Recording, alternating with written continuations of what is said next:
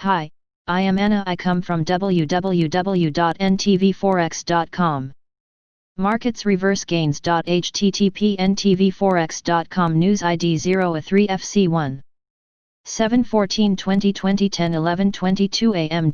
US dollar September USD up at 96.485. Energies August 20 crude is down at 39.72. Financials the September 2030 year bond is up 12 ticks and trading at 180.00. Indices the September S&P 500 MNIES contract is 44 ticks higher and trading at 3159.25. Gold the August 20 gold contract is trading down at 1804.00.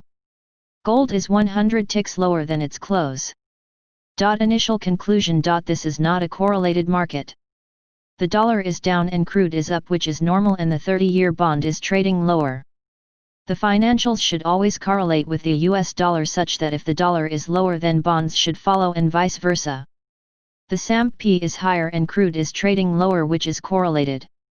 Gold is trading higher, which is correlated with the US dollar trading down.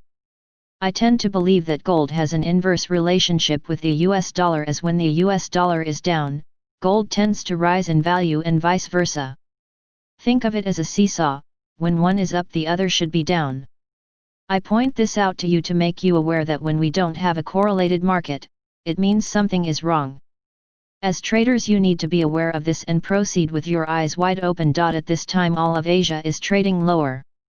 Currently all of Europe is trading lower as well. Possible challenges to traders today. NFIB Small Business Index is out at 6 am Estate. This is major. CPI is out at 8:30 am Estate. This is major. Core CPI is out at 8:30 am Estate. This is major. FOMC member Brainerd speaks at 2 p.m. Estate. This is major. Treasuries. We've elected to switch gears a bit and show correlation between the 30-year bond ZB and the S&P futures contract. The S&P contract is the Standard & Poor's and the purpose is to show reverse correlation between the two instruments. Remember, it's likened to a seesaw. When up goes up the other should go down and vice versa. Yesterday the ZB made its move at around 8:15 am Estate. The ZB hit a low at around that time and the S&P moved lower.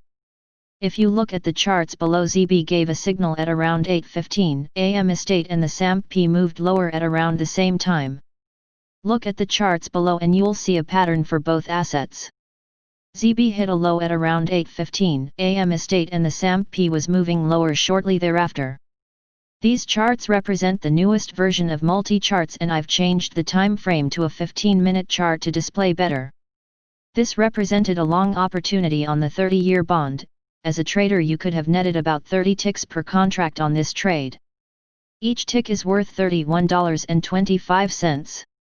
Please note the front month for the ZB is now September 20. The S&P contract has been changed to September 20.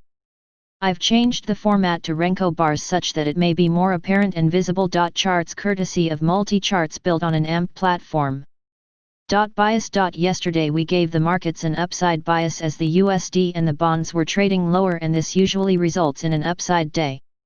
Whereas the Dow did gain about 11 points, the other indices faltered and closed lower. Today we aren't dealing with a correlated market and our bias is neutral. Could this change? Of course. Remember, anything can happen in a volatile market. Commentary. Yesterday morning the markets were poised to advance as the USD, bonds, and crude were all trading lower, which would bode well for an upside day, and initially the markets all traded higher. But then news came out that California was changing its reopening plan for its economy as the number of COVID-19 cases and deaths all rose. This sent the markets lower, and what's amazing here is the Secretary of Education Betsy DeVos claiming over the weekend that school systems that don't open in September won't receive any federal funding. So that we resort to blackmail. So if I as a parent don't feel my child is safe, I have no recourse except to send my child to school. Something very wrong with that. The federal government should increase funding to ensure that school have and are practicing the protocols required for safety. Masking, temperature taking, safe distancing, and hand sanitizers make a difference, yet this administration wants to bury its head in the sand and pretend that none of this exists. I just hope the American people wake up. Subscribe our channel to receive the news as soon as possible. Thank you for watching.